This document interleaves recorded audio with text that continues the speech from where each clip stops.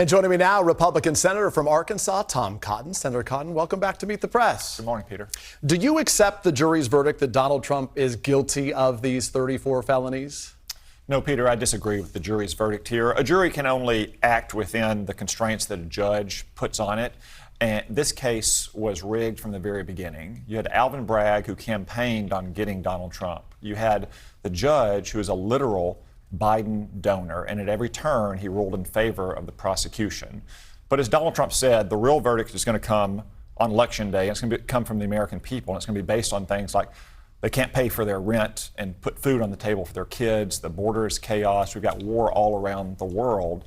The reason why you have this weaponization of the legal system is because Joe Biden can't defend his weak, failed record, and that the American people see through it, and they remember that Donald Trump brought peace and prosperity to this country. So let me just clarify a couple things for our audience right now. As you know well, this was a state case. Donald Trump was indicted by a grand jury in New York. He was convicted by a jury of 12 New Yorkers beyond a reasonable doubt. They didn't seek this responsibility. Joe Biden, as you know, had nothing to do with this case, Senator. In fact, the Manhattan DA's investigation, this case began in 2018 when Joe Biden wasn't even the Democratic Party's presidential nominee. So let me ask it a different way, perhaps. Did the jury get it wrong here? Peter, I do believe the jury got it wrong. Again, the jury can only decide based on what the judge puts in front of them. Just look at what happened in this case repeatedly. Again, you had a judge who is literally a donor to Joe Biden's campaign in 2020 so he could stop Donald Trump. He should have never been presiding over this case. He introduced evidence that was highly inflammatory and prejudicial. He didn't allow President Trump to put on certain evidence and witnesses. He never even insisted the prosecution revealed the alleged underlying crime for which Donald Trump supposedly covered up in bookkeeping entries. At every turn, the judge put his finger on the scales, practically forcing the jury to reach this outcome. You're talking about the judge, Juan Marchand. He did give $20 to Democrats, gave $15 to Joe Biden in 2020, but the appeals court, Senator, affirmed his decision to stay on the case. And as it relates to the rules, the instructions, Trump's lawyers passed on the opportunity to argue that the charges should be considered misdemeanors in the jury instructions. Republicans are attacking the judge, the jury, the legal system here, instead of letting the process play out. If Donald Trump wins on appeal, is that valid? Well, I think there's no question Donald Trump should win on appeal. So if he loses on appeal, would that be valid?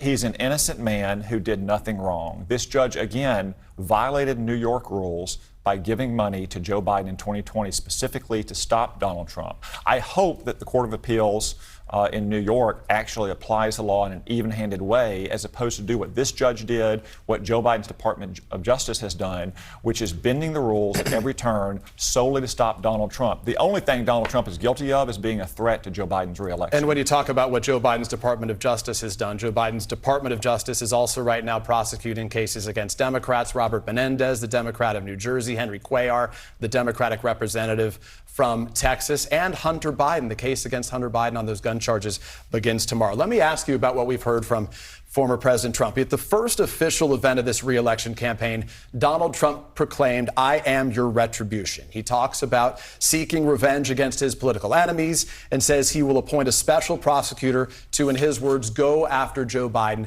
and his family. If it's so objectionable for the justice system to be, as you say, weaponized against Donald Trump, why is it acceptable for Donald Trump to campaign on weaponizing the DOJ against Joe Biden? Well, first off, Peter, let me just go back to the points you made about prosecuting certain Democrats like Bob Menendez and Henry Cuellar. I've noticed that Joe Biden's Department of Justice tends to target the Democrats that are critical of Joe Biden. Bob Menendez criticizes him for his weak Iran policy. So he's weaponizing it against people that don't like him. Henry Cuellar criticizes the president's immigration policy. They're investigating the mayor of New York because he has criticized Joe Biden's immigration policy. How about his own son, Hunter Biden? The case begins tomorrow. Hunter Biden is guilty of so many crimes he can barely even keep track of them, unlike Donald Trump, for whom they never even revealed the alleged crime that he supposedly tried to cover up. So just to be clear, though, if he was weaponizing the Justice Department, wouldn't he want to keep any case away from his own son? He was forced, his own Justice Department tried to rig a settlement They were forced by a judge asking questions of the prosecutor and Hunter Biden's defense attorneys. But wouldn't he get rid of it completely? Why would he colluded. weaponize it against his own son and just get rid of the case altogether, by your argument? Well, because he's going to pardon his own son after the election. And that's what you should ask Joe Biden at the White House sometime is, do you commit to not pardon Hunter Biden So let me after go back the election? Let me go back, Senator, to my initial question, which is if it's so objectionable for the justice system, to, as you say, to be weaponized by Joe Biden against Donald Trump, why is it appropriate for Donald Trump to campaign on weaponizing it against Joe Biden? Donald Trump has said that his so-called retribution will be success at the ballot box. Well, he also and said then an eye for an eye, so he hasn't peace just and said it's prosperity. success. In 2016, when so many people insisted that Hillary Clinton should face criminal charges for doing exactly what Donald Trump was wrongly accused of doing, which is mischaracterizing legal expenses as something else. Remember, she paid for the dirty Russian dossier. They characterized it as legal expenses. She paid a fine to the FEC. Donald Trump specifically said he would not prosecute Hillary Clinton because that's not what we do in America. What the Democrats have done in New York is like something that would happen in Pakistan or Brazil. It's something that America would sanction another country for engaging in election on interference. locking up Hillary Clinton. And he said after the election that that's not what we do in America. If New York But he was campaigned on it and then after said he wouldn't do it? I guess let's get back to the question about Peter, if New York was a foreign country, America would sanction them for trying to target, through weaponization of the legal system, their political opponents and rigging election outcomes. Are you okay then with Donald Trump saying he will weaponize the DOJ against Joe Biden? He has said repeatedly that this should never happen. It shouldn't happen to him. It shouldn't happen to Hillary Clinton. But he's campaigning on it that very happen basis. To. Peter, we've been down this road before. In 2016, people called for Hillary Clinton to be prosecuted. She probably deserved it. Donald Trump said that's not what we do in America to someone who loses an election like Hillary Clinton. So you disagree with Senator Marco Rubio, who says he should get even?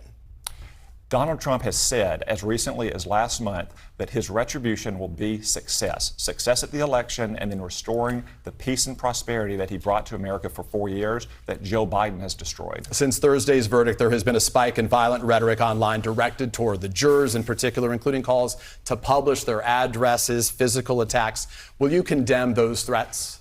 Well, Peter, I don't know what obscure websites that you've gone to. Well, no, this is from Truth Social. It's not an obscure website. An individual says, I hope every juror is doxxed and they pay for what they have done. May God strike them dead. We will on November 5th and they will pay. You can condemn that threat, can't you? Again, I will always say that violence has no place in our politics. Again, I don't know what obscure account you found on social media. Well, that said it's that, on Truth Social. It's on his website. But I'll say this.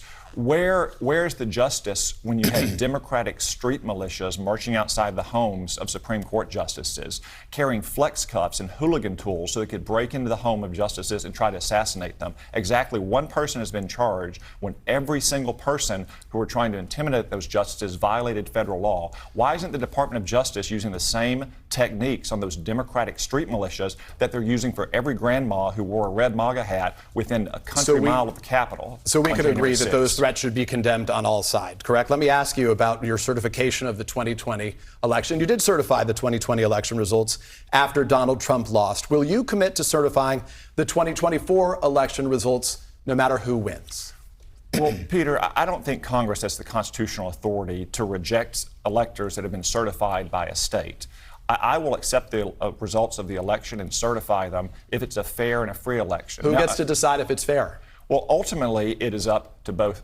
Ultimately, it's up to the voters. But any candidate of any party has a perfect right to pursue legal remedies if they believe there's been fraud or cheating in an election, just like Al Gore did in dozens of lawsuits in 2000. That is perfectly appropriate. And then the states certify the electors. I don't think Congress has the authority to reject those electors. I also think every candidate has a right to wait until the election is conducted to ensure it's been conducted in a fair and free fashion. And that's different than what Donald Trump thought. Let me show some of your words from January 6th of 2021. You said, quote, "It is past time for the president to accept the results of the election and quit misleading the American people." That was more than 3 years ago, Senator. Donald Trump still has not accepted the results. Does it still bother you that he is, to use your words, misleading Americans? No, that disagreement was about what could happen in Congress on that day. Once the states have certified electors, I don't think Congress has the authority to reject those electors. I wouldn't want Chuck Schumer and Kamala Harris next year to reject Donald Trump's winning electors. This is about Congress's authority. I agree with Donald Trump that there were many irregularities